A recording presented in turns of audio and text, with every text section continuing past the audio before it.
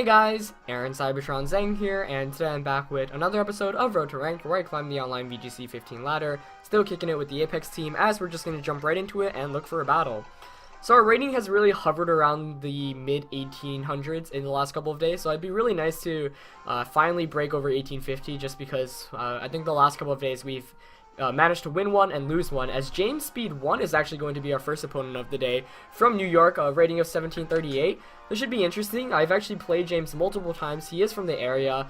He's one of the newer players, but he actually managed to qualify for the World Championships through the Last Chance qualifier last year in the Seniors Division. Of course, the LCQ is not a thing anymore, but he took full advantage of it when it was. We also played in the finals of a Premier Challenge earlier the very first Premier Challenge I was able to win in Brooklyn. That was with VGC 14 rules. And we also played on Battlespot a couple days ago, so I think this should be really interesting. He also has a YouTube channel, so I'll link it in the description below. He does some VGC stuff too occasionally, so actually he uploads on a pretty frequent rate, so if you want more VGC content, definitely go check him out. But he's got a team of Venusaur, Rotomwash, Cresselia, Garchomp, Scrafty, and Heatran, so immediately I noticed that we both have Venusaurs, but the thing is, I don't actually have a great way to deal with it, which is semi-embarrassing, but when I built this team for Apex, I didn't expect my opponents to really have Venusaurs. So, you know, I have a couple ways to deal with it. Heatran's a good one. Bisharp can also kind of take in attacks. The main issue here is it can just stick around and be really annoying. So, I do have to play this carefully. And the main question is who I want to lead with. It's interesting to see Garchomp and not Landorus T. Scrafty, of course, for fake out pressure. Cresselia does have the option of Trick Rooming, but on a team like that, could very well be using Icy Wind as well over that. So, let's see. Bisharp's kind of solid against most of my opponent's Pokemon, other than the Heatran and the Garchomp, so kind of tempted to go with Bisharp as the lead. I do like Gengar Bisharp a lot, actually. I'm going to want my own Venusaur. And the real question is who I want as the last one.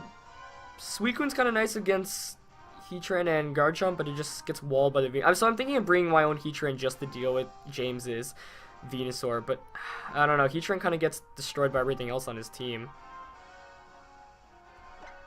But I'm gonna bring it anyway. I need a way to really deal with the Venusaur. So this should be an interesting match. Having Heatran also gives me a way of dealing with James's Cresselia, just because Cresselia is a pretty annoying Pokemon to take out. So we're gonna see Venusaur and Heatran coming out from James's end against my Gengar and Bisharp. Interesting lead matchup.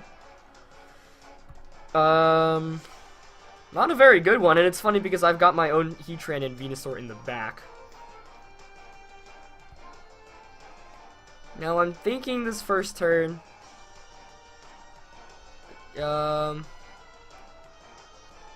think what I want to do here is Icy Wind and switch Bisharp out into Heatran. That makes sense to me. Though he might predict that and Earth Power my Bisharp slot, which is the biggest issue right now. So I could just protect an Icy Wind as well. But, you know, I'm going to pull the switch.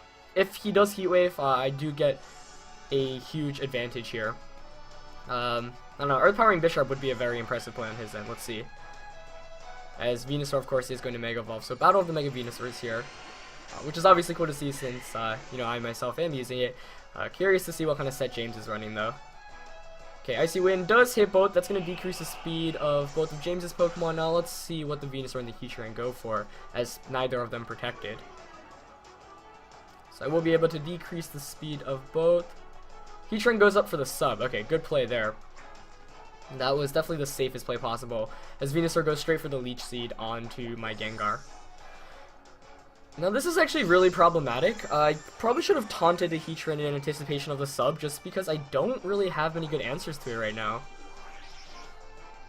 And the thing is, Gengar, without having access to Shadow Ball, can't really touch the Heatran either, so having Heatran and Venusaur, I mean, it's pretty funny, but it's a really solid combination.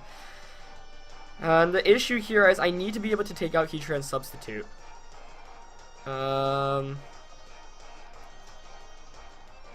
See. I'm thinking of switching into Bisharp so that way I could knock off and Earth Power the Heatran the following turn for a KO. And yeah, you know what? I'm going to make that play. And I'm going to go for the protect here, anticipating a Earth Power into the Heatran. I also could have substituted, I guess, but it's highly unlikely his Heatran here is going to go for the Heat Wave. So I do want to double target into the Heatran the following turn to pick up a knockout. If James predicts the Bishop switch in though, and say goes for the Earth Power into it, okay, good, no. As, yeah, the double into Heatran. So, that basically plays out to how I wanted to. Even though Heatran's behind a sub now, I can just knock off an Earth Power. And I'm just going to go for that play. Even if his Heatran protects here, there is nothing Venusaur can really do. Though in anticipation, I think Venusaur is going to switch out here and Heatran's going to protect, so I might have just misplayed that a bit. Subbing with Heatran and protecting with Bishop might have been a safer play.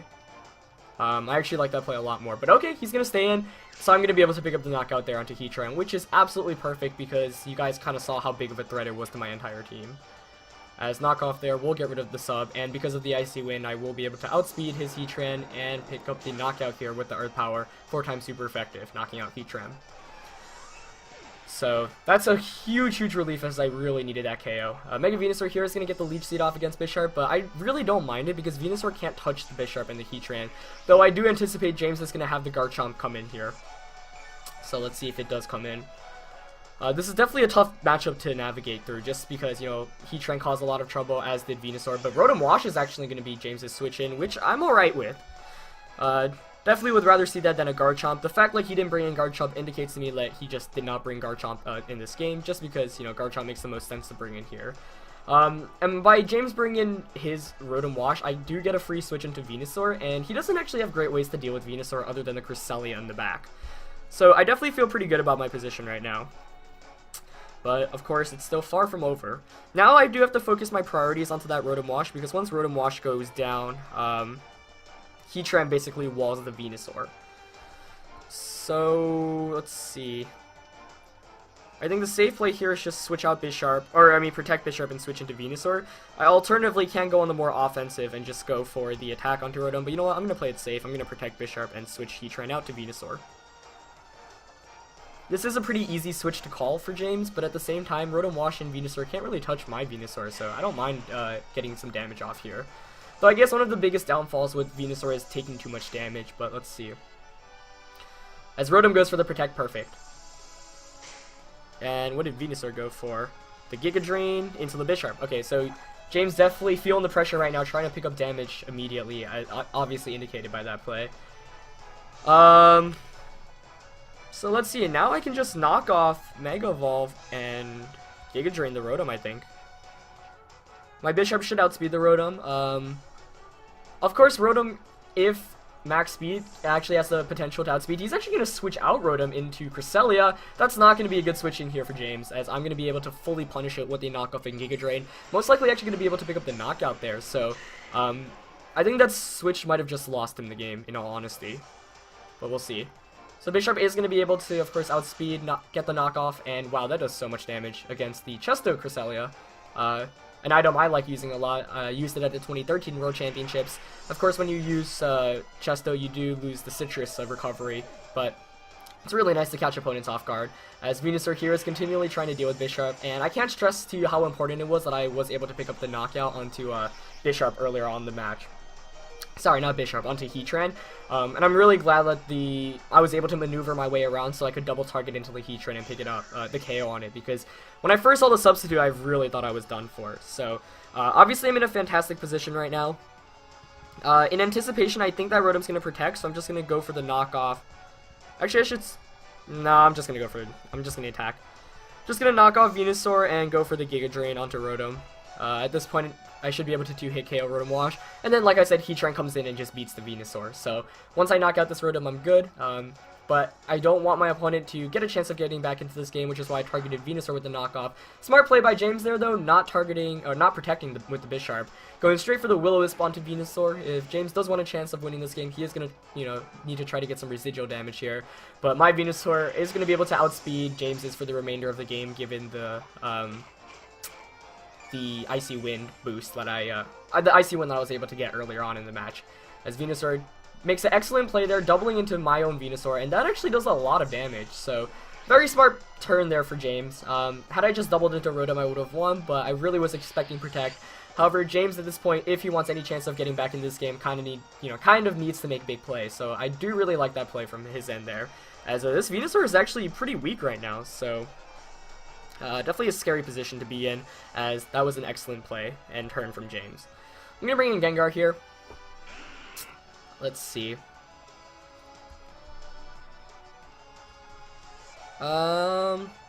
So his Venusaur can't really touch my Gengar. Rotom might want to protect here. That's kind of one of them, and anticipating. So I could just double into Venusaur with a double Sludge Bomb. Alternatively, I could switch my Venusaur out, expecting a Sludge Bomb / Giga Drain target onto there. So a bunch of options here.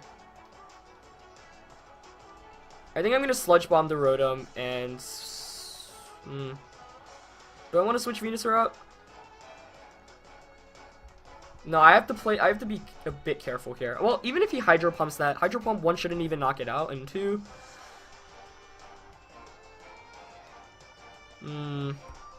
Yeah, I think he's got to protect Rotom here. So I'm going to Sludge Bomb. I'm going to double into... No, I should have switched out there. Okay, Rotom does protect though, so that's going to be perfectly fine then. But yeah, I should have switched Venusaur out there just because I know I was calling to protect, but regardless, double Sludge Bomb here might actually be able to pick up the knockout. Let's see. As perfect, it does. Oh, with a crit there. Don't think it really mattered at that point, but good 2 turns from James there to at least try to get back into this game. But now Venusaur is going to be able to close up the deal. And as you see there, I did take a bunch of damage from the Sludge Bomb that Venusaur launched my way in the first place because I am a very defensively built Mega Venusaur. But James here is going to forfeit, so I am going to be able to win the first match of the day 3-1. So good game to him. Like I said, his YouTube, I'll link his YouTube and Twitter in the descriptions below, just so you guys can check him out because he is an up-and-coming player, definitely one of the rising stars in the New York City area / the East Coast. And he does, like I said, produce daily content as well, so definitely check him out. Not as well known, but he's a really great guy, and it's always fun battling him. So good game to James there. As we are going to look for the next battle of the day, currently with a rating of 1839. So I feel like I've been saying this for the last like 3 days, but once again we're in the position where a win would put us over 1850 and a loss would drop us back to where we started. So, you know, that's what happens when you're high up on the ladder. It's at the point where wins are gaining you less points and losses, you know, bring you down a lot. As we're gonna find another opponent from Alaska with a rating of 1769. I wonder if my opponent's actually from Alaska. That would be pretty cool. As here we've got a team of Talonflame, Milotic, Kangaskhan, Clefable, I think. I always get mixed between the two. Zapdos, and Infernape. So lots of offensive pressure straight up for my opponent, especially with the Kang, the Infernape, the Talonflame. Terrakionn's really good. The only issue is it doesn't want to take Scald from the Milotic or Close Combats from the Infernape. So, Venusaur here is fantastic, bar the Talonflame, so I'm gonna have to watch out for that. I do like Suicune a lot here, but the Zapdos is really scaring me off. So this is an interesting match in terms, or just kind of interesting. Oh man, I gotta use my words here. Interesting team matchup. That's what I was meant to say. Okay, I like leading with Gengar here just because it punishes really anything my opponent can lead with. I'm very tempted to go with Gengar Terrakion, but the thing is, I don't know, Terrakion, should my opponent lead with Infernape, you know, it's gonna just want to switch right out of here. I'm thinking Gengar Terrakion just to scare out Zapdos if my opponent leads with it, just because the Zapdos lead makes a lot of sense for my opponent here. Definitely gonna want Venusaur in the back. And the question is who I want as my 4th one. I'm leaning towards Suicune just because it can one-hit KO Talonflame, but Bisharp's not a bad idea either. Suicune is a bit bulkier and allows me to deal with, you know, the Talonflame and Infernape pretty well, but then Bisharp here does get more offense, which might be important just because Suicune isn't exactly a great means of offense. So tough call to make here, that's for sure. I think I'm actually gonna go with Bisharp. I want more offense here just because I already have Venusaur, which isn't the most offensive Pokemon in itself, and Gengar, which, while, you know, gets access to Sludge Bomb and Icy Wind, kind of just loses after, or not loses, but faints after 2 attacks, so I'm going to play a bit carefully here. But You know, Bisharp, I always mention in all the videos I bring it in, it's one of those Pokemon you have to be really careful about using, because if your opponent's smart enough, you can just KO it as you walk into a Protect or you fail your Sucker Punch. Infernape Zapdos lead coming out from my opponent here, the shiny Infernape actually, with my Gengar and Terrakion. So this could be good, but this could also be bad, and the reason is because I'm really expecting the Zapdos to go for a Tailwind this first turn, which would not be pleasant. I would expect the Fake Out into Terrakion and the Tailwind from Zapdos. So I could taunt Zapdos expecting a Tailwind. I also kind of just want to Icy Wind. So the safe play here, honestly, is taunt Zapdos, switch out Terrakion so I can Icy Wind the following turn and then bring in Terrakion back for the Rock Slides. But all of that kind of goes... I don't know. I mean, Tailwind makes sense on that Zapdos. So maybe I should just... Let's see. You know what? I'll scout out for the Tailwind by Icy Winding and protecting this first turn. Yeah. I'm not going to risk it. The thing with even if I were to taunt and my opponent, you know, denied the Tailwind, then I still wouldn't be able to get much offense going, as Icy Wind does connect with both Pokemon here. Good, breaking potential Infernape Focus Sash, and of course decreasing both Pokemon speed by 2 stages. But of course the question here is, did Zapdos go for that Tailwind? Okay, no. Went straight for T-Bolt onto Gengar. That's perfect. No paralysis there either, which is fantastic. So I'm really happy about that. Couldn't have played out much better. I think I'm just going to Sludge Bomb Infernape here and go for the Rock Slide. I'm fine if I lose my Gengar here. Infernape is a Pokemon that often doesn't carry Protect, and it really can't touch Gengar right now because of the -1 speed. Of course, it gets access to priority attacks like Mach Punch and Feint, but neither of those can touch Gengar. So Infernape's going to be in a tough position, and given the Icy Wind, of course, wow, Sludge Bomb actually just KOs the Infernape. Of course, a pretty frail Pokemon in itself. Terrakion's Rock Slide fortunately connects with Zapdos. Full target, will it be able to knock it out? I think it will, as it does. So, really, really good first turn for me there. Or, first 2 turns. Basically, I knew that if my opponent were to set up Tailwind with Zapdos, it wouldn't be the worst of positions, because I could just maneuver a bit and play smartly. But that actually just ends up working out a lot better, as Kangaskhan and Milotic are going to be my opponent's last 2, so Venusaur obviously deals with Milotic very nicely. But I'm still going to want to play a bit carefully just to make sure, you know, I don't choke or anything like that.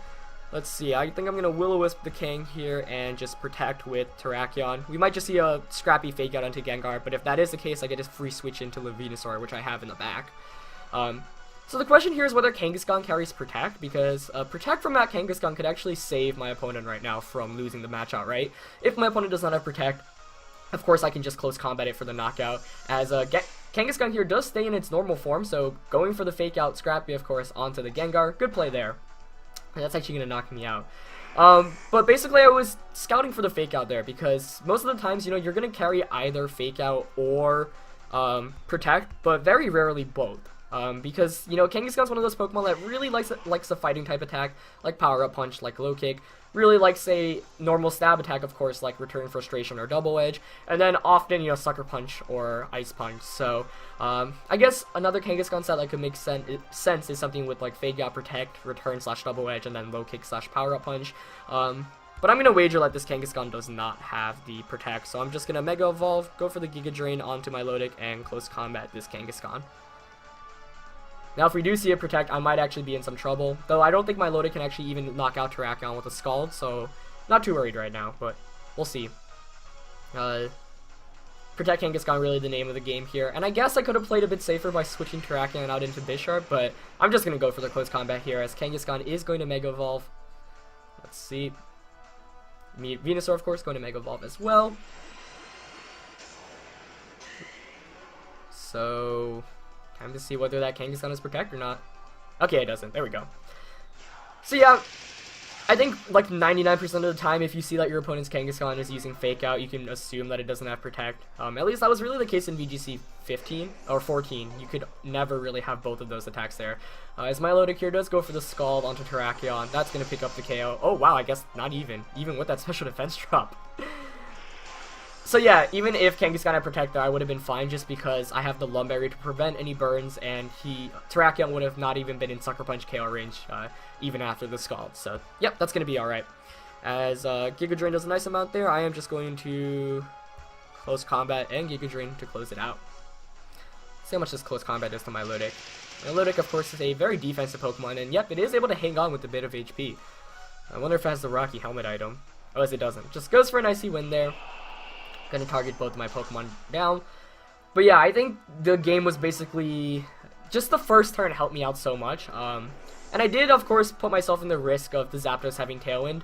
But the thing is, if I were to taunt the Zapdos, you know, and the Zapdos just went for the T-Ball and I protected with Terrakion, then I would have been in a lot of trouble the following turn. So it was one of those cases where I was just I was willing to risk the potential Tailwind because I knew I had Venusaur in the back, and I feel like I could play around it. But yeah, so I made the right call, fortunately enough, in the first game, or in the first turn. I don't even know if my opponent Zapdos has Tailwind, but it is a move you should expect on most Zapdoses in VGC 15. So 2 wins for today's episode, which is obviously great. So that should finally put us back over 1850 again, which is awesome. So slowly jumping our way into the eventual 1900s, which is obviously great. So yeah, that's it for this episode, guys. Of course, I know I've been using this team for a bit, but I do like this team a lot, and of course it is the team I brought to Apex, which is a lot of fun. Don't worry, there is new stuff coming in the future. In addition to, you know, Road to Ranked, I still have all those analyses and things I want to work on planned out. Just been a busy first couple of days for the week, but definitely keep your eyes open, and those should be up soon. Of course, like the team preview guide and the EV training guide, I am working pretty hard to get out eventually, hopefully in the next week or so. And then, of course, St. Louis Regionals I'll actually be at next weekend, so I am currently trying to make a team for that, you know, figure out something that I can do decently well, just because even I think a top 32 finish guarantees my invitation to the 2015 World Championships, which is awesome, but a win there would be really nice, especially since I actually love the VGC 15 format, so do want to take full advantage of it. But yeah, hope you guys enjoyed this episode. Of course, leave a like if you did, and I will see you tomorrow. Alright, peace.